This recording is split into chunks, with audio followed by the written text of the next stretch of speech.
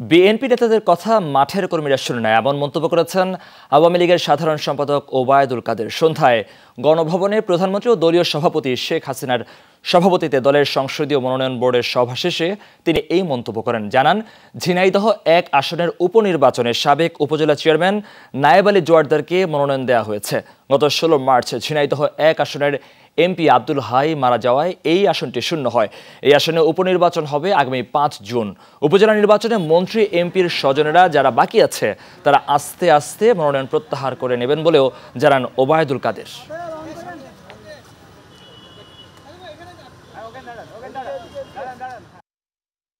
নায়েব আলী জোয়ারদারকে সর্বসম্মতিক্রমে আওয়ামী লীগ মনোনয়ন বোর্ড শেখ হাসিনার সভাপতিত্বে তাকে মনোনয়ন দেওয়ার সিদ্ধান্ত নেয়।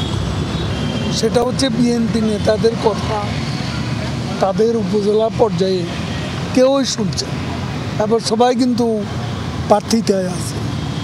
কাজে এসব অন্তঃসার শূন্য বক্তব্য দিয়ে সিদ্ধান্ত নিয়ে কোনো লাভ নেই।